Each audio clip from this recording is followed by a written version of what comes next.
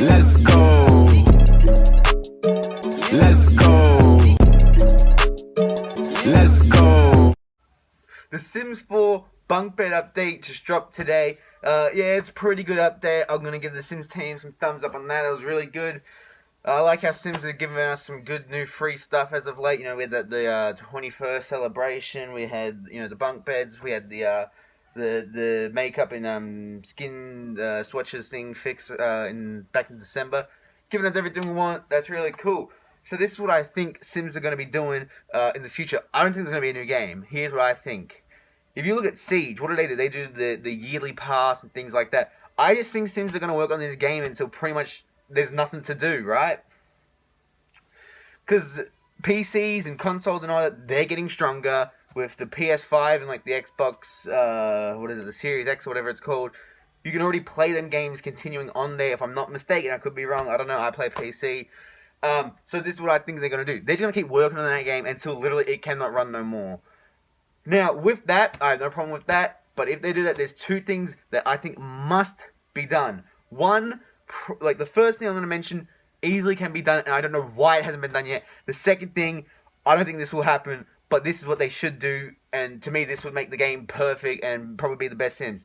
So one, the number one issue to me that is plaguing the game is the fact that the aging lifespans, to me, is utterly broken. How has no one addressed this? Yes, I understand it's the bloody MC Command Center thing, but come on, do you really need players to use mods to make your game playable? You know, you guys have been giving us everything we want for the past year. This is one thing we need: lifespans to be fixed. You could have, let's say you have two Sims, and then they have a kid when they're in their late adulthood, right? By the time that kid becomes a young adult, they're about to die. So meaning that grandchildren gameplay is impossible to do. Not impossible, but it's really hard to do. And to me, this is something that's been plaguing the game. Even back in every other Sims game, to me, it's been plaguing it. Lifespan needs a huge overhaul and needs to be done to a more realistic standard. Yeah, I understand it's not a full-on 100% realistic simulation game, but at least get that right. To me, that is just something that's been plaguing the game ever since, and it shouldn't require mods to fix that. But besides for that, Sims have been doing everything right, or EA have been doing everything right that Sims players have been wanting for the past, I'd say 2-3 years. You know, they've been giving us everything. Okay, well, we had the kits thing, and that thing is, if you've bought that, I'm sorry, but you played yourself and you've wasted money on that. But I think they've been giving us everything we really wanted, and also at free. You know, we had the bunk beds today.